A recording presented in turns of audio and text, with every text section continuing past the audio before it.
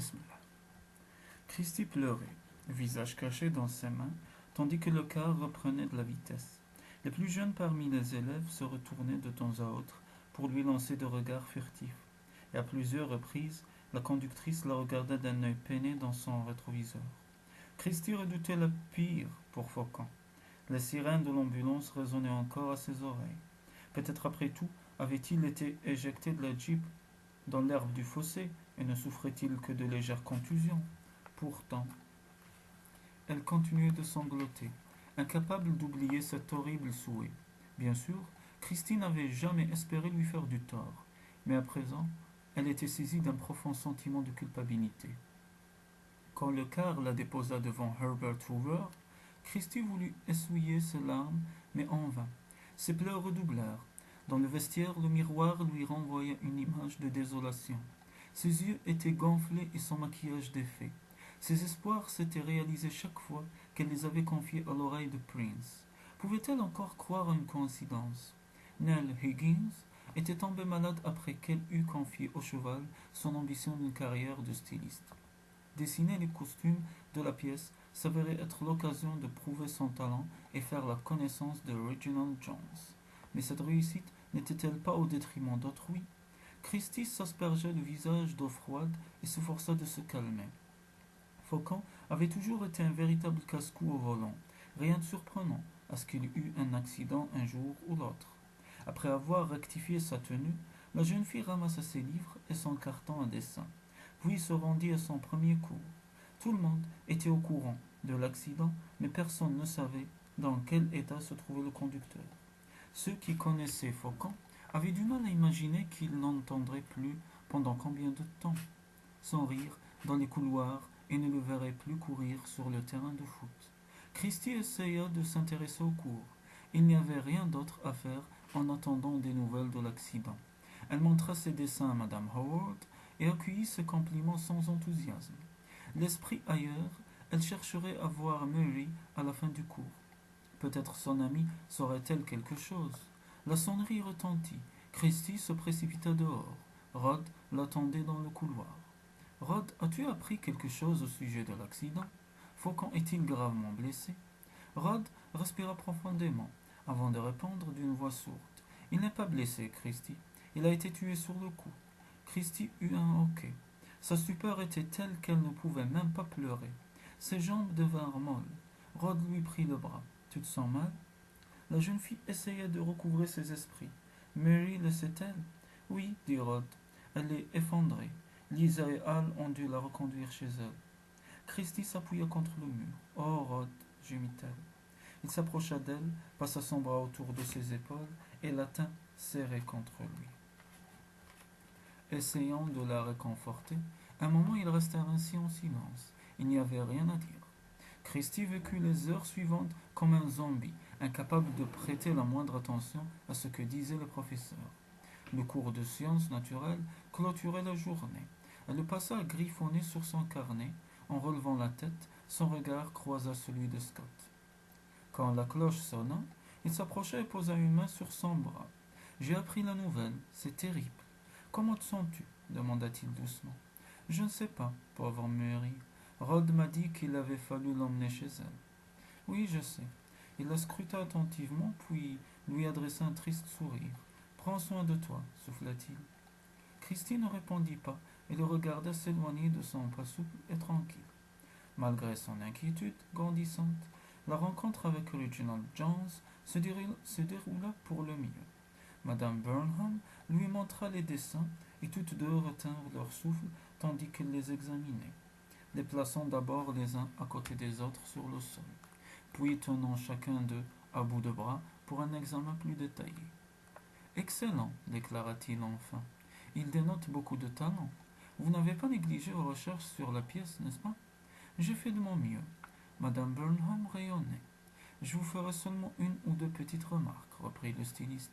L'une concerne le costume de Sancho Panza et l'autre celui de Dulcinea. Cela dit, vous avez effectué un excellent travail. Vous m'avertirez quand vous serez prête à passer à la réalisation. Je pourrais alors vous donner quelques conseils techniques pour la couture. Madame Burnham joignit les mains sous son menton. Ne t'avais-je pas dit? Reginald que cette petite avait du talent? Monsieur Jones regarda Madame Burnham en souriant. Certainement, Franz, et tu ne t'es pas trompé. Il y a toujours de la place pour les jeunes gens doués et désireux de travailler. Puis, se tournant vers Christie, il ajouta: Jeune fille, je vais devoir garder l'œil sur vous. Christie en fut ravie. Reginald Jones aimait ses dessins. Elle avait hâte d'annoncer la nouvelle à ses parents. Son rêve de devenir styliste de mode serait peut-être un jour une réalité. L'enthousiasme de Christie s'estompa sur le chemin du retour. Elle raconta mot pour mot à son père et à sa mère sa rencontre avec Reginald Jones et ses paroles encourageantes. Ses parents furent enchantés de la nouvelle, mais Christie ne put contenir plus longtemps son chagrin. Secouée de sanglots, elle leur apprit la mort de Faucon. Quand Christie se retrouva dans la grange, elle regarda Prince avec une attention spéciale. Pourtant, Prince une brave bête, son ami. Comment le tenir responsable de la réalisation de ses vœux? Ses superstitions étaient puériles. Les lampes magiques et les génies faisaient partie d'un monde imaginaire, celui des contes de fées, et certes pas de la réalité. Pourquoi se sentir coupable? Elle n'avait jamais souhaité la mort de Faucon. Après le dîner, Christie essaya d'étudier, mais elle avait l'esprit ailleurs. Elle pensa alors à aller dans le grenier pour fouiller parmi les papiers de son grand-père, pour y trouver peut-être de quoi alimenter son sujet sur les Pictes.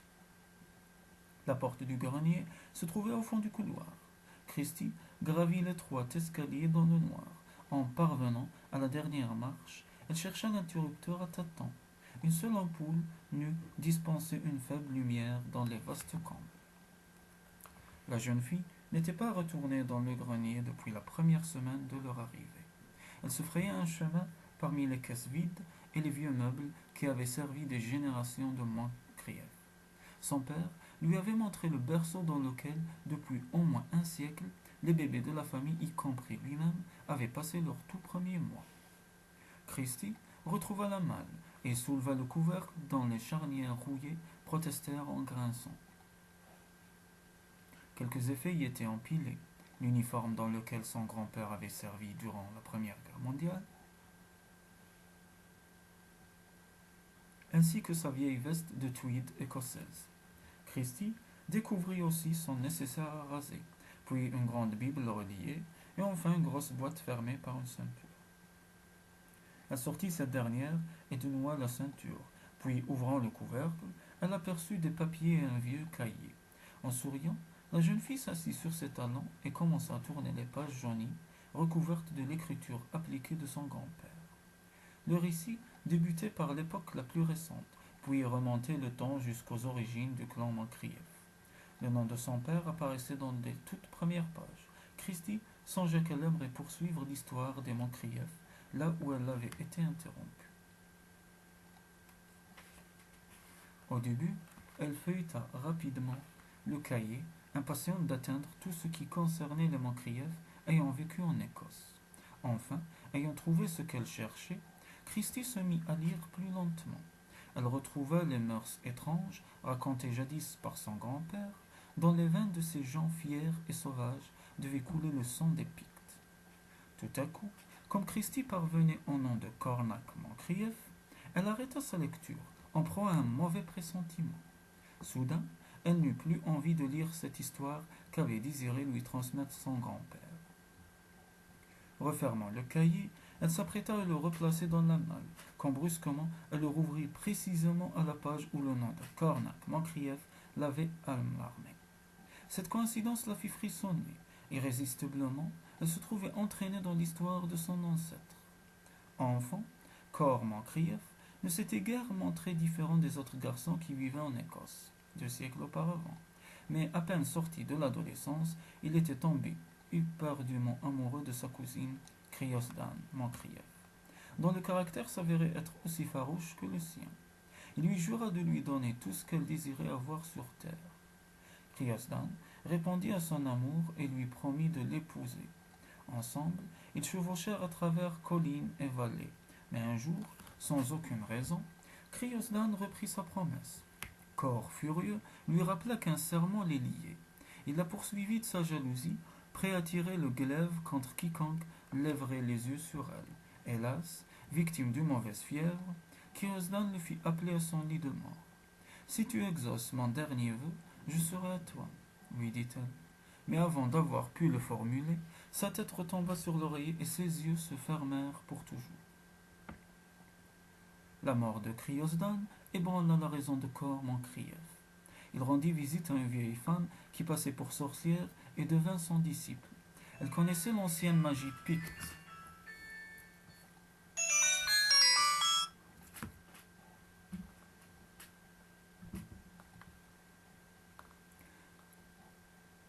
Et enseignait à Cor les rites secrets des ancêtres. Cor tatoua la bête picte sur sa poitrine et porta une lourde chaîne en argent autour du cou, comme le faisaient les initiés en des temps très lointains. Le sauvage adolescent devint un homme au torse puissant, aux cheveux noirs et au regard farouche. D'étranges rumeurs circulèrent à son sujet. On le disait capable de rendre le bétail malade par le seul éclat de son regard. Ses yeux semblaient avoir un pouvoir hypnotique, en particulier sur les femmes. À ce sujet, on racontait même que celle qui plongeait son regard dans le sien ne désirait plus jamais aucun autre homme. Cormancrieff montait un grand étalon noir appelé Atam, nom donné au poignard sacré utilisé par les sorcières dans leurs cérémonies. Des rumeurs couraient aussi sur Atam. Il aurait eu d'étranges pouvoirs, en particulier celui d'exaucer les vœux de son maître. Un voisin avait-il provoqué le courroux de Cormancrieff? Il tombait subitement malade et mourait d'un mal inconnu, où une femme convoitée par lui devenait soudain follement amoureuse de Cormancrieff.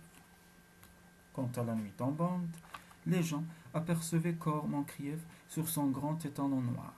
Il fermait porte et volait. Souvent, ils entendaient le martèlement des sabots d'Atam, ramenant son maître avant la première lueur de l'aube. On parlait de jeunes filles qui disparaissaient mystérieusement, et certains assuraient avoir entendu leurs cris lorsque Cormancrieff rentrait de ses chevauchées nocturnes. Cor semblait vouloir venger ainsi la mort de sa bien-aimée. Christie trouvait l'histoire trop fantastique pour être crédible. Elle ressemblait à ces légendes peuplées de dragons, de potions magiques et de jeteurs de sorts. Pourtant, elle ne put réprimer un frisson en imaginant Cormancrieff vêtu de peau de bête, comme ses lointains ancêtres pictes, une chaîne d'argent scintillant autour de son cou. Le cavalier de ses cauchemars lui ressemblait, et cette nuit où elle s'était endormie dans la grange, n'avait-elle pas cru voir un homme de haute taille avec un objet brillant sur la poitrine? Même Prince lui était apparu grand et noir comme Atam. Avait-elle déjà entendu cette histoire? Peut-être son grand-père la lui avait-il racontée lors d'une de ses visites estivales. Inconsciemment, en avait-elle été frappée au point d'en rêver plus tard? Pourtant, à bien y réfléchir, jamais son aïeul n'avait cité le nom de Cormancrieff. L'étrange similitude entre Atam et Prince la troublait. Cependant, l'un comme l'autre semblaient avoir le pouvoir d'exaucer les vœux de leur maître. Mais comment pouvait-il y avoir un lien entre elle et Kriosdan, morte voici plus de 2 siècles? L'idée lui parut absurde et pourtant l'angoisse l'envahit. Frissonnante, elle reprit sa lecture. Un chasseur du clan des Lindsay, qui vivait dans une vallée voisine, revenait de la chasse, une carcasse de daim jetée en travers de son cheval. Lorsqu'il entendit un bruit lointain de sabots, il aperçut alors 2 silhouettes juchées sur un grand cheval noir, qui chevauchait le long d'une crête, à l'ouest. Il reconnut Cormancrieff, une femme l'accompagnait. Un terrible soupçon s'empara de lui. Récemment, il avait surpris les regards de convoitise que Cor jetait sur sa jeune épouse. Dans les temps anciens, l'on avait coutume de dresser une croix et d'y mettre le feu pour donner l'alarme au clan. Rapidement, il trancha 2 branches d'arbre, en forma une croix, puis l'alluma. Ensuite, il s'élança à la poursuite des 2 fugitifs, en tenant la croix piquée au bout de son glaive, afin que les hommes du clan Lindsay puissent l'apercevoir. Sur l'autre versant, il aperçut Cormancrieff qui l'attendait. Le chasseur s'avança lentement vers Cormancrieff en brandissant la croix devant lui. Il vit alors une lueur de crainte traverser le regard de Cor. Cor, ne redoutant nullement le clan Lindsay, Il comprit alors que seule la croix ébranlait le courage de Cor le païen. L'homme dégagea son glaive de la croix, Cor dégaina le sien, et tous deux chargèrent sous le regard terrifié de la jeune épouse. Le fracas des lames qui s'entrechoquaient résonnait dans la vallée. Le puissant Atham avantageait Cor, et bientôt son adversaire donna des signes de faiblesse, puis finit par tomber aux pieds de sa femme. À l'instant où Cor s'apprêtait à en finir, le chasseur se redressa et plongeant ses doigts dans l'une de ses blessures, il traça de son sang le signe de la croix sur le front de son épouse. C'est alors qu'il remarqua le peigne qu'elle portait dans ses cheveux. L'effigie de la bête picte était gravée dans le bois du manche. Il n'avait encore jamais vu l'objet et il comprit d'où provenait ce présent. Tremblant de rage, il arracha le peigne des cheveux de sa femme et le brisa en deux, et en jeta ensuite les morceaux sur la croix qui brûlait toujours à quelques pas de lui. Atham poussa un hennissement sauvage. Il se cabra et faillit désarçonner son cavalier. L'étalon était lui aussi un démon incarné. En brisant et brûlant l'image de la bête picte, il venait d'infliger une cruelle punition à son adversaire. Atham continua de se débattre, ruant et tournoyant sur lui-même, tandis que Cor s'agrippait désespérément à la crinière. Le geste du chasseur semblait avoir délivré son épouse de l'emprise de Cor Mancrief. Elle ramassa le glaive de son mari et le lui tendit, et dans un dernier sursaut d'énergie, il s'élança contre Cor et plongea sa lame dans la poitrine de son ennemi. Hennissant de terreur, l'étalon noir emporta son maître dans la sombre vallée et on ne le revit plus jamais. Plus tard, certains racontèrent avoir aperçu un étrange cavalier chevauchant la nuit dans les collines sur un grand cheval qui ressemblait à Atham. Mais rien ne prouva jamais que Cor eût survécu à sa terrible blessure. Christie tremblait de tous ses membres quand elle eut fini sa lecture. Si elle se mettait à croire ces vieilles histoires, elle était capable d'admettre n'importe quoi. Quel rapport pouvait-il y avoir entre la légende Cor et la maladie d'Inanel, ou la disparition tragique de Faucon? Aucun, se dit-elle, si ce n'est celui que lui soufflait son imagination. Soudain, elle tressaillit. Le chasseur était un Lindsay, et c'était aussi le nom de Sue Ellen. Refermant le cahier, elle s'apprêtait à le ranger dans la malle, quand il lui glissa des mains, et tomba sur le sol en s'ouvrant sur une page moins jaunie que les autres. Son grand-père y avait écrit « Ma petite fille devra s'appeler Christine ». En gaélique, la langue de l'Écosse, Christine se dit Criosdan. Christie dut alors s'appuyer contre la malle en proie à un violent malaise. Elle eut l'impression que les murs du grenier se resserraient autour d'elle, et l'escalier lui parut bien lointain, tout au bout d'un tunnel formé par des vieux meubles et des cartons. Il lui fallait pourtant quitter cet endroit et retrouver ses parents, la réalité et la sécurité loin de ce maudit cahier. Elle sait, ma bête, elle sait que nous sommes là, murmura soudain la voix rauque et basse qu'elle avait entendue dans la grange. Christie se boucha les oreilles en vain. Un rire démoniaque résonna dans sa tête. Affolée, la jeune fille se releva et courut vers la porte. Elle trébucha contre une caisse, mais retrouva son équilibre et se lança dans l'escalier.